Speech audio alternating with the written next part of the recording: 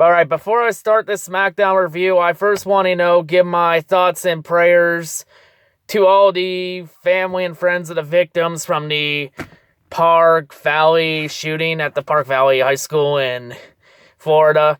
The shooting happened I think it was last weekend. So yeah, at least 17 people died. One of them was an athletic director for the school, and the other was a assistant coach for the school's football team. Most of them were students. Most of the victims were students, Thoughts and prayers, of course, with the family and friends. Of course, also, a fellow NASCAR YouTuber, Real Radman. Shout out to him. He had a couple friends. He lost a couple friends in that shooting. Thoughts and prayers are with you, buddy. Hope you, deepest sympathy, man. It sucks. It's sad. It's fucking sad and pathetic that as soon as a school shooter wants to get his fucking hands on a gun, he wants to fucking shoot up a place and kill innocent people that didn't do anything to deserve to get killed from something out of their control.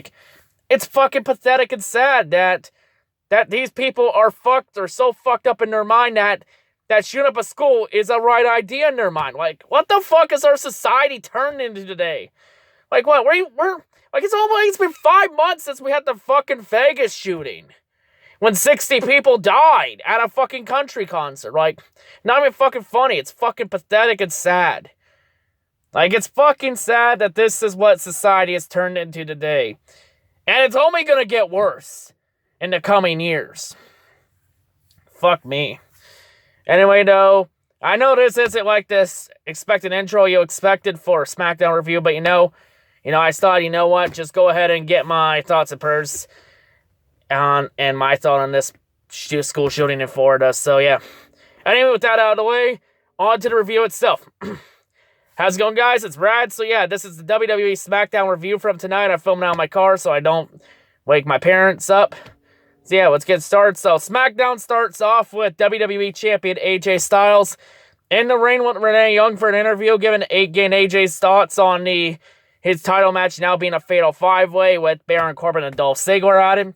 AJ showed every possibility of how AJ can lose the title without getting pinned or being involved in the decision, where AJ mentions he can put Kevin Owens to a table. But at the same time, Sami Zayn pins Dolph Ziggler to become champion. There are scenarios where AJ gets thrown into the steps, and then Dolph Ziggler pins Kevin Owens to become champion. Then AJ goes on saying he doesn't care what the odds are. AJ vows to still be champion, and he still controls his own destiny for Mania. And that he can beat all of them one-on-one. Then, as soon as he's about to mention Baron Corbin's music hits, he comes out saying that Baron Corbin's saying, the last time AJ faced Baron one-on-one, AJ lost, and that was back in October for AJ's U.S. title rematch when AJ lost the U.S. title at Hell in a Cell. By the way, I was at Hell in a Cell, so I did see that match. Then after that, Kevin Owens came out saying he wants to stop all this, saying that Shane McMahon has a vendetta and that Baron Corbin and Dolph Ziggler have no business being in this title match. Saying how Shane wants to screw him and Sami Zayn over. And then while he was saying that, Shane McMahon's music hit. Shane McMahon comes out and Shane says that later on in the night, AJ Styles will face Baron Corbin one-on-one. But right away to start SmackDown, sorry. But to start SmackDown, he told a referee, get on out there, and that Kevin Owens would have a match right away against Dolph Ziggler. So Dolph's music hits. It starts with the cutout. Dolph walks out. Then his music hits for real. So the match, Dolph Ziggler versus Kevin Owens. Back and forth match. In the end, when Dolph Ziggler's about to hit the super kick, Sami Zayn would come out to distract Dolph while that was happening. Kevin would hit a super kick on Dolph in the back of the head. And Kevin would get the 3 count for the win, so he'd win. So a distraction for Sami Zayn pays off. We also learned later in the night that Sami Zayn said he's willing to lay down in the ring intentionally just to give Kevin Owens the WWE title if it comes down to that at Fastlane. Next up, we get a 6-women tag match. We get Charlotte Flair, the SmackDown Women's Champion, Becky Lynch and Naomi against Ruby Riott, Sarah Logan, and Liv Morgan, the Riott Squad. Back and forth match. In the end, Ruby Riott pinned Becky Lynch to get the 3 count for win, so the Riott Squad stands tall. We also find out later that both Charlotte and Ruby made videos on Twitter where Charlotte laid out a challenge that she wants Ruby Riott one-on-one. If Charlotte has to put her title on the line to do that, so be it. And then Liv Morgan, of course, responded by saying that she first made a challenge for a match next week to go one-on-one with Naomi. And Ruby Riott said she accepts Charlotte's challenge as long as the title is on the line at Fastlane. So at Fastlane, we're going to have Charlotte Flair versus Ruby Riott. And next week on SmackDown, we're going to have Ruby Riott versus Naomi. Then after that, we get a segment. Jobber Mahal comes out. You know, to try and make fun of Bobby Roode about Bobby Roode and Randy Orton.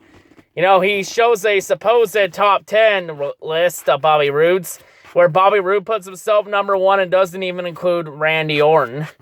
Bobby Roode comes out saying that's nowhere even close to his list. You know, Jinder Mahal's trying to spin the fucking truth about how Bobby Roode says he's better than Randy and that he's afraid of Randy. And when he keeps talking about Randy, Bobby tells Jinder to shut the hell up and that Randy Orton has nothing to do with that match, which is true. But here's the thing though, Bobby, you fail to realize Jinder Mahal's a fucking idiot. There's a reason why he's been a jobber for 5 years. He's a fucking idiot that doesn't know what the fuck he's doing. Randy Orton comes out. Randy Orton clears the ring out of that fucking pussy Sunil Singh. And then attacks Jinder Mahal. And then Bobby Roode would clothesline Jinder Mahal out of the ring. And then Bobby Roode would counter an RKO and turn it into the glorious DDT. And right as Roode was standing tall, Jinder Mahal gets back in the ring and hits that shitty-ass Colossus on Bobby Roode, and now he's standing tall, which will prompt a backstage segment between Shane and Daniel Bryan, where both of them argue who should face Bobby Roode at Fastlane. Daniel Bryan says it should be Jinder Mahal, but Shane McMahon says it should be Randy Orton since Randy was going to accept Bobby's U.S. Open Challenge last week. So at Fastlane, it will be Bobby Roode versus Randy Orton. This match is just for the United States title. It's just set up because the U.S. title is supposed to be in the ladder match this year at WrestleMania, the 7-8-man ladder match. So yeah, after that, we get a tag team match. We get the Usos against Shelton Benjamin and Chad Gable. I mean, not Uso. New Day against Chad Gable and Shelton Benjamin. The winner, of course, will get a shot at the Usos for the SmackDown tag titles at Fastlane. Back and forth match. In the ending, Kofi Kingston will distract the ref. Benjamin and Gable will hit their tag team finisher on Big E. But while Shelton's pinning him for the 3 count, the ref isn't there to count the 3. And when he does count, Xavier breaks the count up at 2. Then while Chad Gable and Shelton Benjamin were arguing with the ref, Big E tags in Xavier Woods. Big E goes out of the ring. Xavier throws Chad Gable out of the ring. And then Xavier Woods would hit a drop kick on Shelton Benjamin to get the 3 count for the win. So at Fastlane, it's going to be the Usos versus the New Day. Lord help us if New Day wins. But as soon as New Day was starting to celebrate, the Bludgeon Brothers music hits. The Bludgeon Brothers, Eric Rowan and Luke Harper, come out. They have a tag team match against local jobbers. Again, this does not showcase any fucking talent whatsoever. Though fucking Harper and Rowan win easily, they better be getting a fucking tag team title shot. They better get a tag title shot at fucking Mania. If they're not, I'm gonna flip shit. Just like I'm about to flip shit with this fucking light turning off in my car. So yeah, after that, we get our main event. AJ Styles versus Baron Corbin. Really good match, back and forth. So a couple highlights. Baron Corbin counters the Bulldog to hit the Deep Six. That was actually really done and really well done. AJ's roll through into the calf crusher, that was pretty good. You know, Baron Corbin was able to intercept AJ in midair. But in the end, AJ Styles would hit the phenomenal forearm on Baron Corbin, get the 3 count for the win. But as soon as AJ started to celebrate, Kevin Owens and Sami Zayn would attack from behind and enforcing post-match assault. They would throw AJ out of the ring. Kevin Owens would go to clear the announce table off to throw AJ Styles through. While that was happening, Baron Corbin would get up and he'd hit the end of days on Sami Zayn. And then when Kevin Owens got back in the ring, he immediately got hit by an end of days from Baron Corbin. And Baron Corbin is standing tall to end SmackDown. So yeah, my rating, it was a pretty good episode. I'll give it a 6 out of 10. 6 out of 10, really good episode. You know, also Wednesday, I will have the Elimination Chamber predictions up. For the Elimination Chamber pay-per-view this Sunday, I will have a reactions video for it. So stay tuned in for that because I know a lot of people like those reaction videos. So if you're interested in those, they're coming. There will be one coming out. There will be one for Elimination Chamber, so enjoy that. So yeah, anyway, that's all I gotta say. Hope everyone has a great day, and yeah, peace out.